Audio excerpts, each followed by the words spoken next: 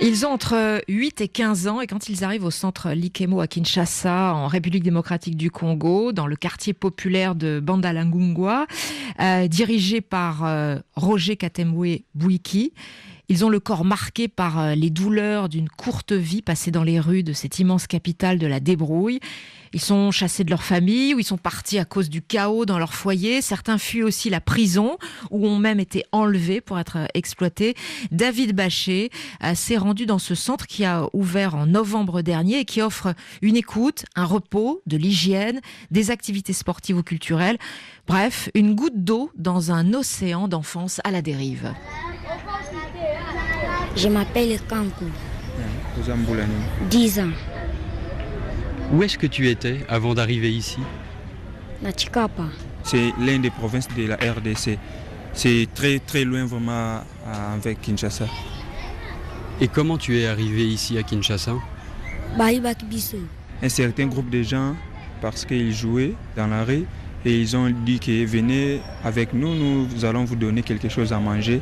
Et quand les enfants sont venus, ils ont coffré les enfants dans leur voiture et ils ont amené les enfants ici à Kinshasa. Qu'est-ce qui s'est passé une fois qu'ils t'ont amené à Kinshasa? Babana kosala biso na basini ke soki vani atana saki na yobo atindi yo. Ils ont obligé aux enfants d'aller voler. S'ils ne volent pas, quand vous revenez à la maison, ils vont commencer à vous tabasser fortement. Donc vous allez vraiment subir une torture là qui sera vraiment sévère. La bête est morte à machette. Ils ont frappé l'un de leurs frères à machette au niveau de la tête. Tu t'es enfui? Il avait fui, il connaissait les centres qui étaient ici et le monsieur l'a amené ici au centre. C'est quelqu'un qui l'a emmené ici.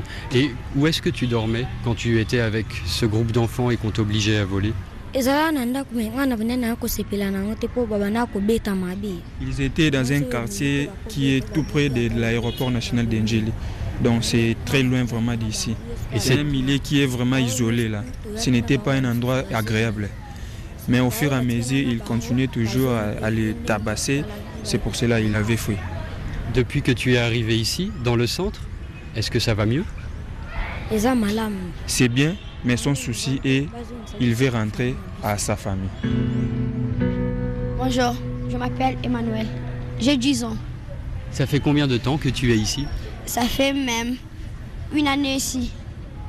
En fond de la rue, ce n'est pas bien vraiment. Il faut que je retourne dans mon famille. Ma maman s'appelle Judith, mon papa s'appelle Augustin. J'habite à Ipen, en Galema.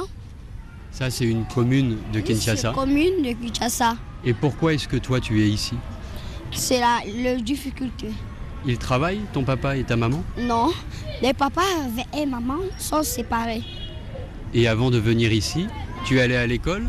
Tu faisais quoi? Oui, j'avais enseigné première, deuxième, maintenant j'ai troisième. Troisième année d'école. Troisième année. Maintenant, il n'y a pas de l'argent de Minerval.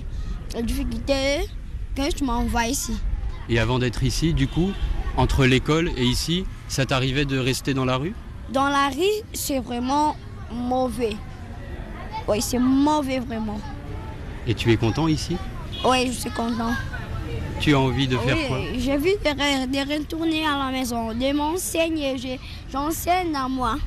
Aller à l'école pour recevoir de l'enseignement? Oui, l'enseignement, les mathématiques, oui. À part enseigne, je dessine. Oui, peinture, on dit peinture. Alors tu vas devenir un grand peintre? Oui. Bonjour, mon nom est Roger Katembwe. Je suis le directeur du centre d'accueil d'urgence Likemo Katser. Est-ce que votre présence est bien vue, bien perçue dans le quartier?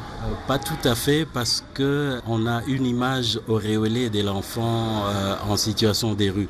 Pour le commun des mortels, c'est eux qui constituent le danger en volant des rétroviseurs, tout ce qu'ils trouvent dans la rue, mais en créant aussi une certaine insécurité.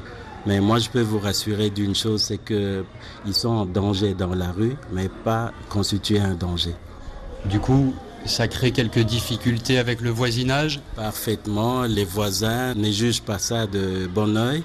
Et très souvent, nous sommes interpellés pour dire, voilà, vos enfants ont commis telle réalité, les enfants nous ont produit tel geste qui n'a pas plu. Et aussi quelquefois l'intervention aussi de la police qui pense qu'il faut utiliser des méthodes fortes de répression par rapport à ces enfants.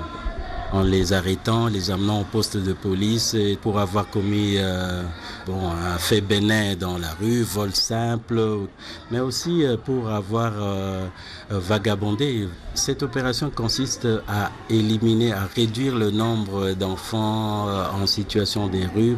Et ça, c'est des choses que vous constatez ici ? Quand ils rentrent, ils arrivent ici le matin, la plupart d'entre eux nous parlent et nous voyons aussi des faits à travers les traces physiques qu'ils ont sur leur corps. Ça peut aller jusqu'à la mort ? Oui, ils ne se laissent pas faire, ils se défendent. Et parfois, la police utilise les méthodes fortes. Bon, il y en a qui reçoivent des balles.